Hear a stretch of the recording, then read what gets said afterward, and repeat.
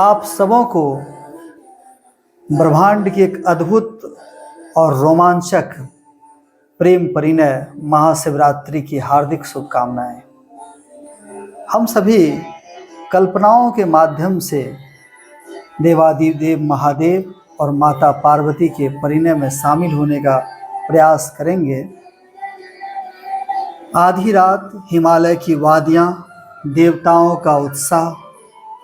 आज की यह रात साधारण नहीं है, यह है महाशिवरात्रि, वह पावन क्षण जब भगवान शिव और माता पार्वती का दिव्य विवाह होने जा रहा है। माता पार्वती ने कठोर तप करके शिव को पति रूप में प्राप्त किया।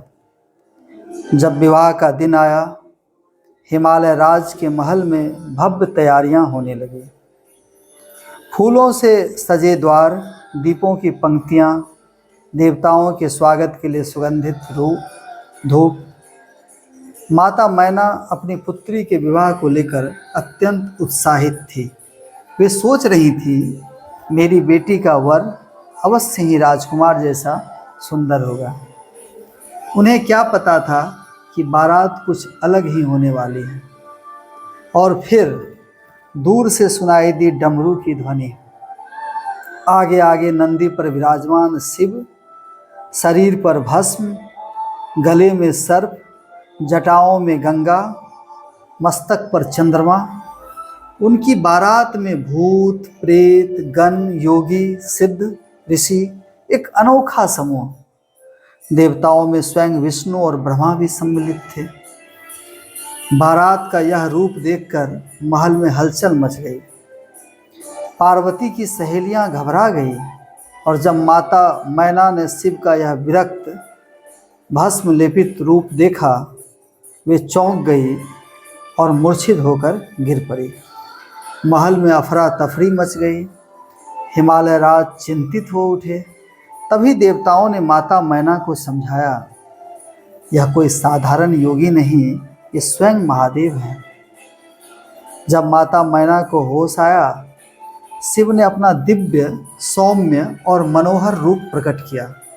चारों ओर प्रकाश फैल गया। उनका तेज सूर्य समान चमक रहा था।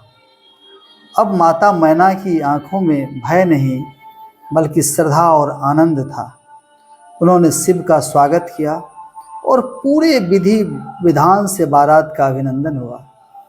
यह विवाह केवल दो व्यक्तियों का मिलन नहीं था, यह शक्ति और शिव का संगम था। यह संतुलन, त्याग और प्रेम का प्रतीक था। महाशिवरात्रि हमें सिखाती है, बाहरी रूप नहीं, आंतरिक गुण महत्वपूर्ण है। सादगी में ही सच्ची महानता छिपी है और वह भक्ति से ही असंभव भी संभव हो जाता है।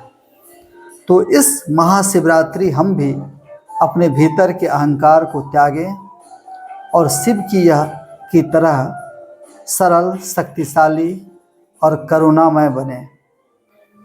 पुनः आप सबों को महाशिवरात्रि की हार्दिक शुभ